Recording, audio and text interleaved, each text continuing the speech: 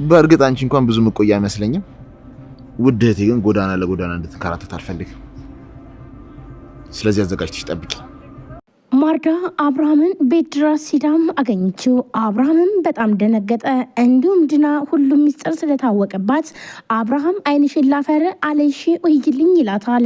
እንዲሁም ዲና በጣም ይቅርታ ብላ እግሩ ላይ አብርሃም ላይ ወድቃ እባክህን እኔ የትም ቦታ አልሄድም፣ ምንም አይነት መጃ የለኝም፣ እናም እባክህን ይቅርታ አድርግልኝ፣ ሁሉን ነገር እኔ ላስረዳ ስትለም ነገረችው።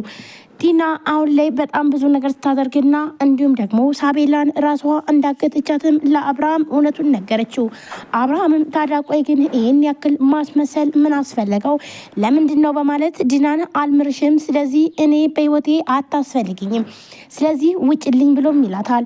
እናም እንዴት እወጣለሁ? መውጣትማ አልችልም፣ ምክንያቱም ደግሞ ያንተን ልጅ በወዴ ይዣለሁ፣ እናም የትም አልሄድም ስትል ዲና እውነቱን ተናገረች። ዲና ግን ደግሞ ሌላኛው ድራማዋ ነበር። ግን ይህኛው ድራማም ደግሞ በፍጹም ሊዘልቅላት አልቻለም። ምክንያቱም ነፍሰ ጡር እንዳልሆነች ዶክተር ርብቃና እንዲሁም ልዩ እውነቱን ያውቃሉ። ስለዚህ ለአብርሃም እውነቱን ሊነግሩት እንደሆነም ወስነዋል።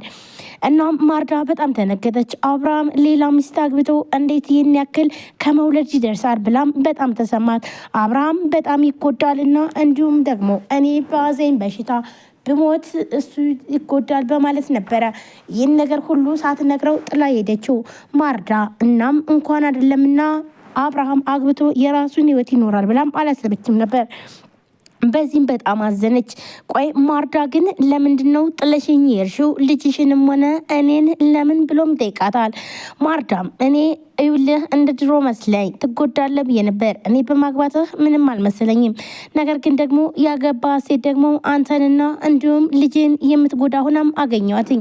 ስለዚህ በዛም አልጨንቀኩም። እናም ተመልሼ የመጣሁትኝ በዚህ ምክንያት ነው እንጂ ለአንዴና ለመጨረሻ ላልመለስ ሂጄ ነበረ። ምክንያቱም የኔን ሀዘንና የኔን መከራ ማየት የለብን ብዬ ወስኜም ነበረ። ልጄ እናንተ እንድትሰቃዩ አልፈልግም ነበር። በቅርብ ርቀት ሁኜ አንተና ልጄ እንዴት እንደምትኖሩ እየተከታተልኩም ነበር። ነገር ግን ልጄም በጣም ብዙ ስቃይና ፈተና በተለይ ደግሞ እቺ ዲና የምትባለዋ ልጅን ስታሰቃያትኝ አይቻለሁ። ከዛም በኋላ ግን በፍጹም እኔ ከእናንተ መራቅ አልቻልኩም። ምክንያቱም እኔ በህይወት እስካለው ድረስ ልጄ ስትሰቃይ ማየት አልፈልግም። እናም ከሞትኩም በኋላ ትሰቃይ እንጂ በማለት እንግዲህ ማርዳ ይህ ሁሉ ነገር ስትነግረው ለአብርሃም እንባ እያነቃት ነበረ። አብርሃምም በጣም አዘነ። በተለይ ደግሞ የዲናን ሴራ ሲያቅም በጣም አዘነ። እናም እኔ ነፍሰ ጡር ነኝ እኮ እንዴት እወጣለሁ ስትልም ይህ ደግሞ በጣም ከበደው። ነገር ግን ዶክተር ርብቃና እንዲሁም ደግሞ ልዩ ይመጡና ቆይ አብርሃም የሆነ ሚስጥር የምንነግርሃለን፣ ስለዚህ ሁላችሁም መስማት ትችላላችሁ ብለው ሁሉንም ነገር ለመናገር ወሰኑ። ይህንን በሚናገሩበትም ሰዓት ዲና በጣም ተንቀጠቀጠች። ቆይ ምንድነው? ምን ልታወሩ ነው? ቆይ እናንተ ግን ለምንድነው የማተውኝ? ይኸውልህ እኔ እናንተ አብረን እንዳንኖርና እንዲሁም ደግሞ የእኛን ህይወት ማበላሸት ስለሚፈልጉ ነው። እናም ምንም አይነት ነገር እባክን አብርሃም እንዳሰማቸው እያለች ዲናም እግሩ ስር ወድቃ ማልቀስ ጀመረኝ።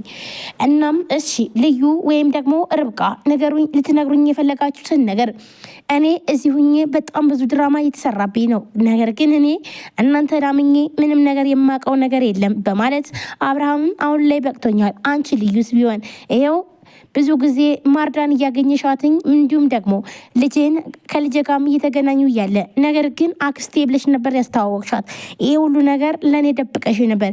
ቆይ አንቺ ምን አይነት ሰው ነሽ? እኔ እንዴት ነበር ማይሽ ብሎ አብርሃምም በልዩ ላይ በጣም ያዝንባታል። እባክን ተረዳኝ፣ እኔ አንተን የሚጎዳ ነገር አንድም ነገር ማድረግ አልፈልግም፣ ላደርግም አልችልም። እናም ይህን ደግሞ በክፋት አትይብኝ። በመጀመሪያ ማርዳ ነች ሁሉን ነገር። እኔ ማርዳን ሳያትኝ በጣም ደንግቼ ቶሎ ብዬ መጥቼ አንተን ለመንገርና እንዲሁም ደግሞ ወደ ቤት ለማምጣት ነበር የፈለግኩት። ነገር ግን ማርዳ በፍጹም ወደ ቤት እንደማትሄድና እንዲሁም ደግሞ በተለይ እናንተን ሁለታችሁን በተኛችሁበት ጥላ የሄደችበት ምክንያት ስትታመም ሆስፒታል ሄዳ ስትመረመር የካንሰር ታማሚ እንደሆነችና እንዲሁም ደግሞ ያላት ጊዜ አጭር እንደሆነ ስታቅ ነበረ ይህንን እየጠፋችው። ስለዚህ የጠፋሁት በዚህ ምክንያት ነው። እናም አብርሃምም ሆነ እንዲሁም ልጄ የኔን ሀዘን መቀበል የለባቸውም። ስለዚህ ምንም ነገር እንዳትናገሪ። እናም እስካለው ድረስ እንዲሁ በርቀት ልጄንም ሆነ እንዲሁም አብርሃምን ማየት ነው ፈልገው። እናም እባክሽን አትናገርብኝ ስላለች ነው ያልተናገርኩት ብላም ትለዋለች። ይህንን አብርሃም ሲሰማ በጣም አዘነ። እና ታዲያ ለእኛ ብለሽ አንቺ በጣም ተጎርተሽና እንዲሁም ደግሞ እስካለሽ ድረስ እንኳን ለምንድን ነው ግን ወደኛ መተሽ ቢያንስ እንኳን አብረንሽ ለምን አንኖርም ነበር? ብቻሽን ለምን ታመምሽ? ብቻሽን ለምን ደከምሽ? ብለው አብርሃምም ስቅስቅ ብለውም አለቀሰ። ይህንን እዝራ ተደብቆ እየሰማ ነበር።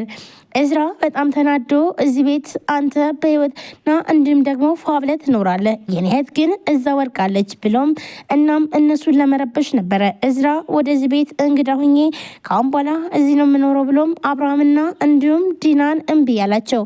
ዲናና አብርሃምን ይህንን ሲናገር እዝራ ምንም ነገር ከማድረግ ወደኋላ እንደማይል ለዲና ይነግራታል። ተው ማለትም አትችይም፣ ስለዚህ እባክሽን ተይ፣ በቃ ምንም አይነት አማራጭ የለንም። ስለዚህ እዝራ እዚህ ቤት የመኖር ግዴታው ነው ብሎም ዲናን አሳምኗታል። እናም ይህንን ያሳመነበት ምክንያት ማለትም ምንም ነገር እንኳን ማስቆም ስለማይችል ነበረ።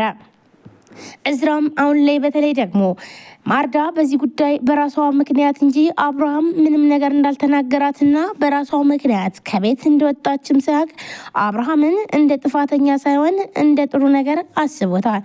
በመጀመሪያ ግን አብርሃምን ለመጉዳት ነበረም እዛ ቤት ሄደው። ነገር ግን ደግሞ በእህቴ ቤት እቺ መንቃራ የሆነች ሰው በፍጹም መቀመጥ የለባትም፣ ዲናን ከዚህ ቤት ማስወጣት አለብኝ፣ ከዛም በኋላ እህቴ ወደ ቤቷ ትመልሳለች ብሎ እዝራም አስቧል። እናም አሁን ላይ ደግሞ በተለይ ዲና እስካሁን ድረስ ድራማ ስትጫወትበት የነበረችው በባዶ ስትቀር በጣም ተናዳለች። እንዲሁም አሁን ላይ ማርኮን መኝታ ቤቱን ወይም ደግሞ የራሱ ክላስ የሆነውን ስለተቀማ ስለዚህ ግዴታ የእንግዳ ማረፊያ እዛ መቀመጥ አለበትም ተብሎም ስላለ ስለዚህ ዲና በዚህም ተሰምቷታል። በተለይ ባርኮት ደግሞ ለምንድነው መኝታ ቤቴን የሚለቅ በማለት ሁለቱም እዝራና ማርኮን የዓለም ጦርነት ይጀምራሉ። ይህንን ጦርነት ሲጀምሩም በጣም ከባድ ነበር የሆነው። ዲና አብርሃምን ሁሉን ነገር እባክህን ተውና ይቅርታ አድርግልኝ ብላም እንደ ድሮ ሆንልኝ ብላም ስትለምነው ነበረ። እንዲሁም አብርሃም በፍጹም ይህን ነገር ይቅርታ አላረግልሽም ብለውም በተለይ ደግሞ ሳቤላን ወስዳ እንዳገተቻትም እውነቱን ዲናና እንዲሁም ማርኮን እንደሆኑ ሲያቅ በፍጹም ይህን ነገር መቀበል አልችልም፣ እናም ዲና አሁኑኑ ቤት ለቀሽ ውጭልኝ ብሎም አብርሃም ይላታል። አብርሃም ይህን በሚናገርበትም ሰዓት እንዲሁም ዶክተር ርብቃና ልዩ ነበሩ እውነቱን የተናገሩ። ይህን ነገር ደግሞ ማስረጃም ስላለ ነው። ዶክተር ርብቃ እውነቱን ካወቀችም በኋላ ሪካርድ አርጋ ሚስጥሯን ሁሉ ይዛባትም ነበረ። እናም ይህ ሚስጥር ለአብርሃም ነበር የተነገረው። አብርሃምም በፍጹም አያምንም ነበረ። ነገር ግን ደግሞ ቪዲዮ የተያዘ ስለሆነ አብርሃም ከማመን ወደ ኋላም አላለም። ስለዚህ ዲናን አማራጭ አልነበራትም እና ቤት ለቀሽ ውጭልኝ ብሎም ይላታል። ዲናም አብርሃምን እባክህን ይቅርታ አድርግልኝ ብላም እስከዛሬ ድረስ ባደረግኩት ነገር ተጸጽቻለሁ፣ ነገር ግን ደግሞ ድጋሚ እንደዚህ አይነት ስህተት አልሰራም እባክህን ብላም ስለምነውም ነበር። ሰላም ሰላም፣ ጤና ይስጥልን ውድና የተከበራችሁ የቻናል ቤተሰቦች እንዴት ናችሁ? ለዚህ ቻናል አዲስ ሆናችሁ ሰብስክራይብ፣ ላይክ፣ ሼር በማድረግ ቤተሰብ ነው። ቤተሰብ ናችሁም ከልብ ነው ማመሰግነው። ውድ ቤተሰቦች እንግዲህ ዛሬም በአዲስ ቪዲዮ መጥቻለሁ። ሳቤላ ቀጣይ ክፍል ይዤላችሁ መጥቻለሁ። ሁላችሁም ቪዲዮ ላይክ፣ ሼር፣ ሰብስክራይብ ያደረጋችሁ ስለምታበረታቱኝ ከልብ ነው ማመሰግነው። እንዲሁም አዲስ ከሆናችሁ ሰብስክራይብ አድርጋችሁ የደውል ምልክቷን መጫናችሁን አትርሱ። በየጊዜ በሰዓቱ አዳዲስ ቪዲዮችን ይዤላችሁ የሚቀርብ ይሆናል። ከእናንተ የሚጠበቀው ቪዲዮችን ላይክ እንዲሁም ሼር በማድረግ አበረታቱኝ። እንግዲህ ዛሬ ሳቤላ ምን ተፈጠረ የሚለውን ነው ማለት ነው። አብርሃም አሁን ላይ በዲና ላይ ወስኖባታል። ዓይንሽን ላፈር፣ በፍጹም አንቺ በህይወቴ ላይ አታስፈልግኝም፣ ለልጅ ያኖሽ